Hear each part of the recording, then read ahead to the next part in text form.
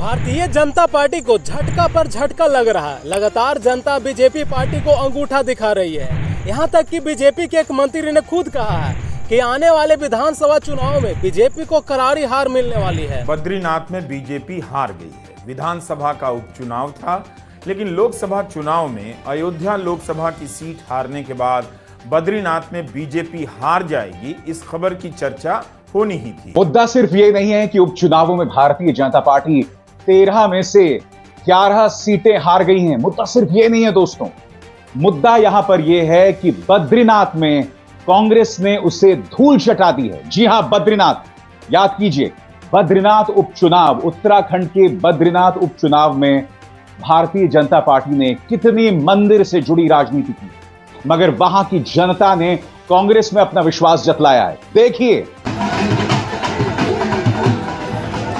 मेरी नजर में वो शख्स आदमी भी नहीं जिसको जमाना लगा है खुदा बनाने। आज हम बात करेंगे कि कैसे इंडिया अलायंस सरकार बनाने जा रही है या बनाएगी। जेडीयू और टीडीपी जैसी पार्टियां वो एक सेक्युलर पार्टी है, उनकी जो पॉलिटिक्स है वो कोई रिलीजियन पॉलिटिक्स पे नहीं है। अगर आप देखोगे जेडीयू को, तो जेडीयू के नीतीश कुमार है वो इफ्तार पार्टी भी करते हैं। जेडीयू जो है वो मुस्लिम वोट बैंक पे बहुत ही ध्यान देती है। अब जेडीयू यहाँ पे खेल कर गई। जेडीयू और बीजेपी इलेक्शन से थोड़ा ही पहले साथ में आ गए। जेडीयू ने इंडिया अलायंस छोड़ दिया। अब यहाँ पे खेल क्या हो गया? नुकसान जेडीयू को नहीं हुआ, नुकसान बीजेपी को हो गया। 11 सीटें आई बीजेपी की, और जो जेडीयू है उसकी 16 सीटें आई। अब यहाँ पे जो जेडीयू है उसको भी 1-2 सीट का नुकसान हुआ, लेकिन उसको इतना नुकसान नहीं हुआ और वो बड़ा भाई बन गया। बिहार में आज जेडीयू के पास सबसे ज्यादा लोकसभा की सीटें, और ऐसा कहा जाता है बिहार में कि आप कितनी भी सीटें लेके आओ, किंग मेकर तो नीतीश कुमार ही रहेंगे। वहीं पे अगर आप देखोगे तो चंद्रबाबू नायडू भी एक बहुत ही सेक्युलर नेता है। उनकी आपको इमेजेस मिल जाएगी जहाँ पे वो मुस्लिमों के साथ इफ्तार कर रहे हैं और नमाज पढ़ रहे हैं। उत्तर प्रदेश में बीजेपी की बहुत ही मजबूत पकड़, लेकिन आप देखोगे तो समाजवादी पार्टी और कांग्रेस जो इंडिया अलायंस है वो बीजेपी से भी ज्यादा सीटें लेके आई, जिसने बीजेपी को तगड़ा झटका दे दिया। और इसीलिए आज योगी आदित्यनाथ को हटाने की बात चल रही है। योगी आदित्यनाथ अगर आप देखोगे तो हिंदू ब्रांड के बीजेपी में मोदी जी के बाद योगी जी का नाम आता है, जो कि हिंदू पॉलिटिक्स में एक ब्रांड कहे जाते हैं। लेकिन मोदी जी कभी भी योगी जी को सीएम की कुर्सी से नहीं हटाएंगे। केशव प्रसाद मौर्य कितना भी ताकत लगा ले, योगी जी ही चीफ मिनिस्टर रहेंगे, क्योंकि शेर को हटा के आप इलाके पे राज नहीं कर सकते। इलाका शेर का होता है, लोमड़ियों का नहीं। लोमड़िया कितनी भी चालाक हो जाए, इलाका तो शेर का ही रहेगा, क्योंकि शेर में होती है बहादुरी। राहुल गांधी जी प्रयास कर रहे हैं कि नीतीश कुमार की पार्टी जेडीयू और टीडीपी वो इंडिया अलायंस के साथ आ जाए, जिससे जो इंडिया अलायंस की सीटें हैं वो बढ़ जाए और बीजेपी बहुमत से नीचे आ जाए। जैसे ही बीजेपी बहुमत से नीचे आएगी, तब जो इंडिपेंडेंट है या तो कुछ और पार्टियां हैं जिसकी 1-2 सीटें आई है और वो एनडीए में, उनको भी अपनी तरफ खींच लिया जाए। और राहुल गांधी जी पूरी टक्कर दे रहे हैं नरेंद्र मोदी को कि वो भी प्राइम मिनिस्टर बन सके। आप देखोगे भारत जोड़ो यात्रा और भारत जोड़ो न्याय यात्रा ने राहुल गांधी जी की जो पप्पू की इमेज थी उसको